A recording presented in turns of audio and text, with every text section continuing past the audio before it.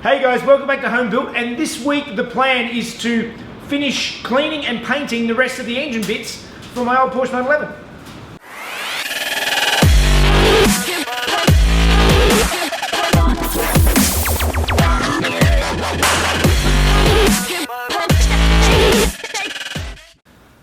I also need to mention that last week's carnage on the front guards damage was not everything.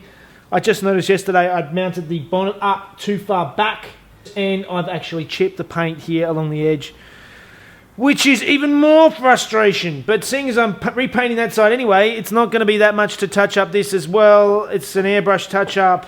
No paint work until everything else is done, and then I'll worry about paint work.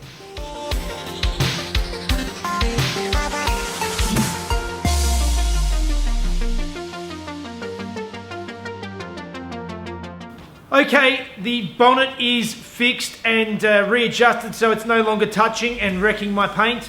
As I said, I'm not going to touch any paint work now until the car is completely finished and together, because I think I'll just be chasing my tail, because I'm sure I'm going to do some more damage because I'm an idiot. So, alright, so I realised one of the comments that came in last week, and I completely forgotten about it, is there's one thing at the front of this car is missing.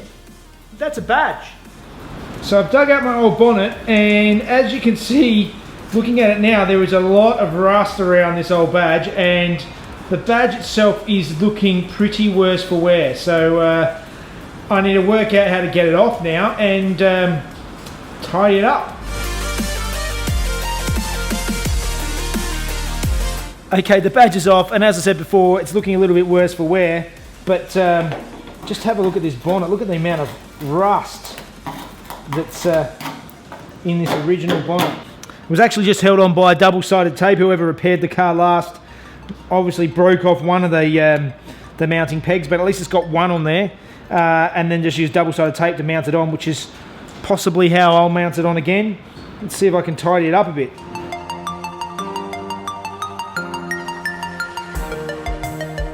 Alright, with all the enamel and stuff half broken off, it's looking pretty sad.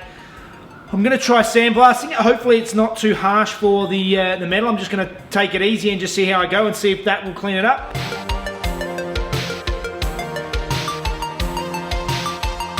That turned out pretty good. It's actually done quite a nice job of cleaning it up, and the badge actually looks like it's in quite reasonable condition besides that. So now it's time to give it some paint and see if I can tidy it up again.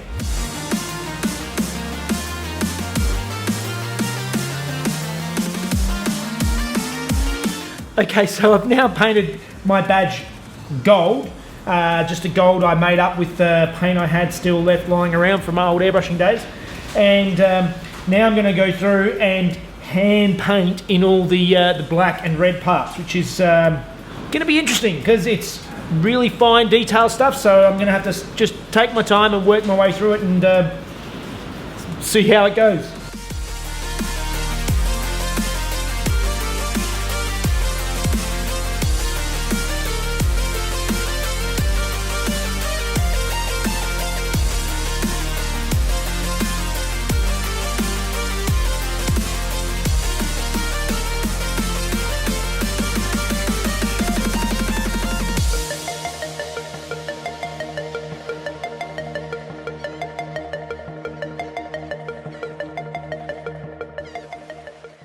Okay, the next job I thought I would tackle would be cleaning up and painting some of the engine tin parts. So what I have here, these are all the baffles that go in between the cylinders. They're actually, I believe the main purpose is to help guide the cooling air through between the cylinders. But before I clean them up and paint them, I've got a couple of them that seem to be bent for some reason. As you can see here, this one is the way it should be, and this one has been bent out. And also, you can see that this one here, that's not supposed to be tilted up in the air like that. So I'm going to bend it back into shape, but besides that, they look okay. The other thing I'm going to tackle is that there's actually a later in the design, after 1977, I believe, they changed the shape of these baffles and actually removed a piece of it to attempt to try and get more even flow of the air. So one of the modifications is actually trim a couple of these pieces. So I'm going to do that now. I'm going to measure them up and trim off these bits.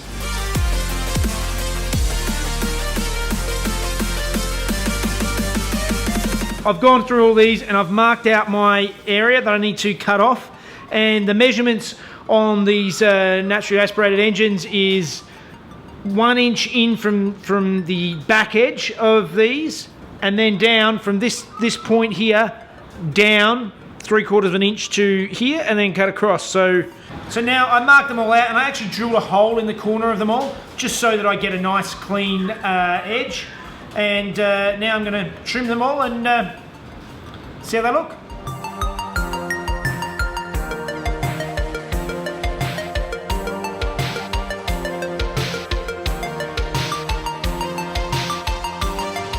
Much better.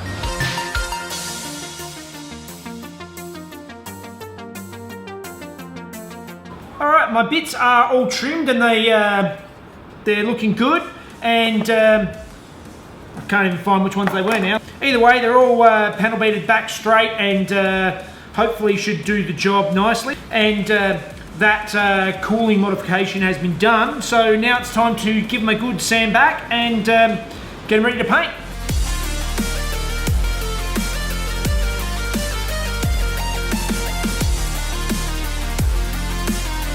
Okay, so while I'm waiting for that paint to dry, I thought I'd come back here and just do a little bit of tinkering. A couple of weeks ago I did this sound pad for the engine bay in the back, but I'm not really happy with how droopy it all is along here.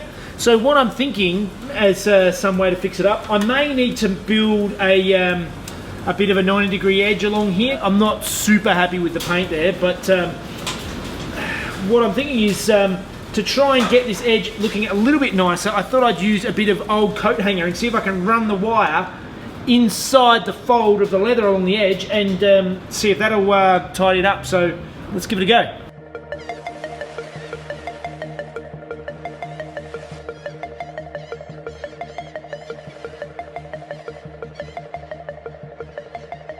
That top edge looks a lot better, but it's definitely not perfect. There's this there's a weird hole right here which I don't really know what's from, and it's not neat enough for my taste, so I think I'm going to have to make some sort of strip up to tie it all in and tidy it all up, but that's a job for another day.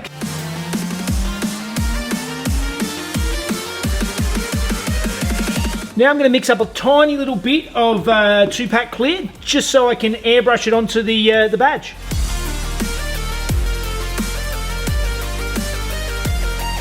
Alright, my badge has been cleared and it's had a couple of days to set up, and the paint is looking pretty good. So now it's time to actually put it on the front of the car. Now one of the dramas I've just come across is I can't find anything written to find exactly where it needs to be on the bonnet. So what I'm going to do is I've looked at a bunch of photos, and to get the plan, I'm thinking I'm going to make a cardboard template of the badge and stick it on and have a look and compare it to photos and move it around and get it just the way I want it before I actually go and start drilling holes in the fiberglass to mount this thing in.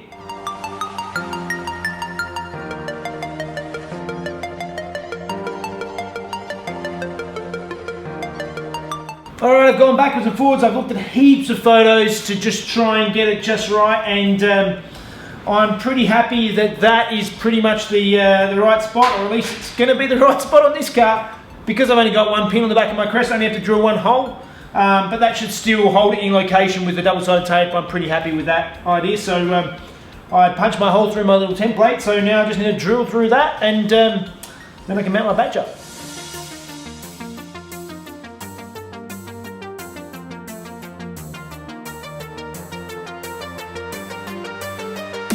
So now it's time to move to the back of the car, and I need to give the rear bumper the same treatment as I did to the front, and take it off, mount it properly, put all the rubbers in, and get it fitted where it needs to go.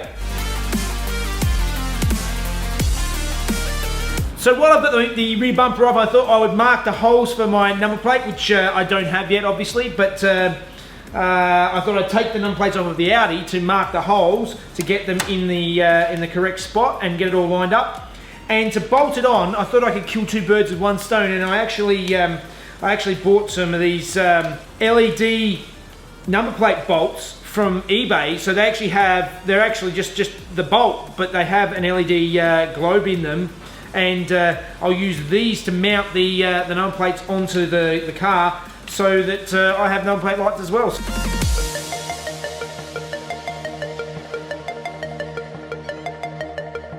So while I'm doing the rear, I may as well get on to doing the front, and I know it's going to ruin the look, but I'm going to have to put the plate there. That's where it's going to have to go. At least I have the benefit that in most states of Australia you can get the option to get the thinner number plate for the front, which is what I will do. So I'll get a thin number plate like that, and it'll have to sit there. So let's mark it out and at least drill the mounting holes. So while I have the bumper off, I'm going to go back through and just double check the wiring on the back of this light, which actually looks like it might not be around the right way. So I'm going to go through my wiring diagram and see if I can sort it out. Alright, so the wiring in this light box was pretty screwy, and it was definitely all mixed up. I'm hoping that's why they were flickering and not working properly, but fingers crossed, we'll just see how we go. Didn't look much better. I do realise that I've got two blown globes, so that's not going to help. So I need to get some replacement globes and go again. So I've got my nice new rubber here, and I'm going to fit it up using a little bit of contact adhesive because it just doesn't want to stay in place.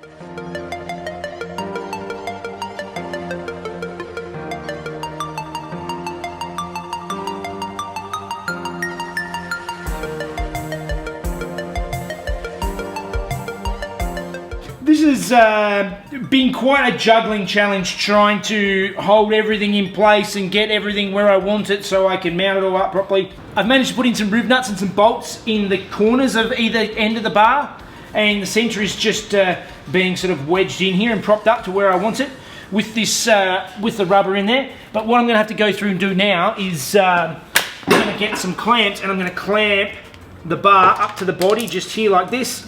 Tech screw inside here to hold that part of the bar up, and a couple more riv nuts, and we should be good.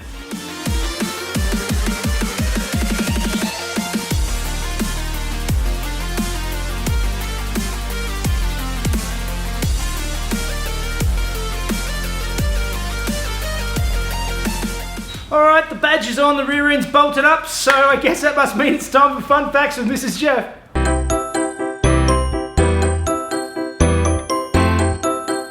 Hi guys, did you know the Boxster was not the first water-cooled two-seat convertible that Porsche designed? During the mid-80s, Porsche was working with Seat Motor Company to design inline four-cylinder engines. From that collaboration came the Porsche 984 concept car, or the Porsche Junior as it was known.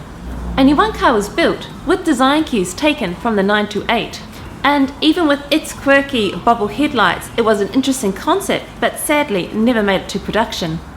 Alright guys, the badge is on, the rear bar is on, and I think that's pretty much going to be it for the Porsche for a little while, because I'm just basically run out of stuff to do until I get the engine back. I'm still working with Neil, still waiting on getting bits getting custom made. There's still some phases to work out. So next week I actually plan on digging out the Datsun, which I know a few of you are waiting for, and start tackling that.